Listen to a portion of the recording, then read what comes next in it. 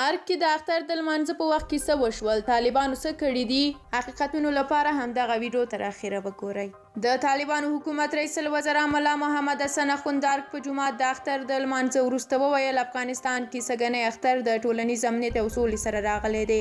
د طالبانو رئیس الوزرا ملا محمد حسن اخوند وایي سږکال کوچنی اختر کې په ټول افغانستان کې سراسري سوله راغلې ده او افغانان باید پر دې شکر وباسي.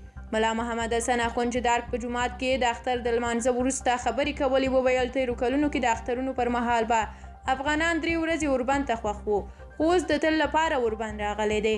نوموړي وویل دا به د عامو مسلمانانو او افغان ولس لپاره څومره د خوشحالۍ ځای و چې فقط 15 ورځې یا هم 7 ورځې به دوی د اطمینان ساه واخیسته. ملا محمد حسن اخوند داسې مهال د سولې او امنیت په اړه خبرې کوي چې د روژې په میاشت کې کابل، مزار شریف، کندوز او ځینو نورو ولایتونو کې پر ملکي افغانانو خونړي چاودنې او بریدونه وشول او سلګونه کسانو ته یې مرګ ژوبله واړوله.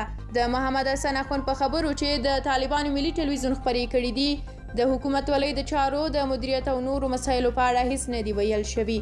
خو د طالبانو د رئیس الوزرا دویم مرستیال عبدالسلام حنیفي بیا په خپل پیغام کې چې د طالبانو ملي ټلویزیون خپور کړی افغانستان د پرمختګ او آبادۍ هیله وښوده.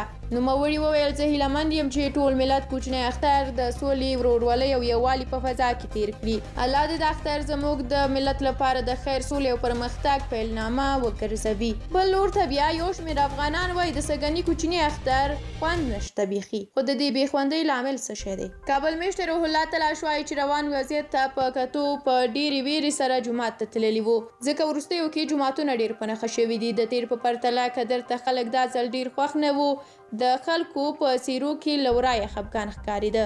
کونړ میشت مطیع الله شهاب وایي چې مخکینی جوش او خوښۍ اوسني اختر کې پاتې نه ده. ښاغلي شهاب وویل چې خلک اتنه هم میاشتې کېږي چې له اقتصادي ناورین ځورېږي او ترڅنګ یې د بېوزلۍ او فقر کچه ډېره زیاته شوې ده. وړاندې به چې خلکو خپلو کورنیو ته اختر کیسه اخیستل سږکال یې ونه شوای کولی، هغه به اخلي.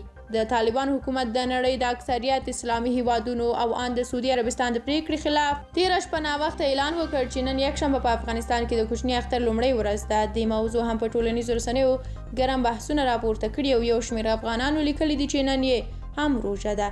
ځینو بیا د طالبانو د اختر د اعلان پریکړه سیاسي او له سعودي عربستان سره د دوی د مخالفت پایله بللې ده. ډېره مننه چې ویډیو مو تر اخره ولیدله. زموږ چینل د نورو ویډیوګانو لپاره هم سبسکرایب کړئ. تر بیا ښه.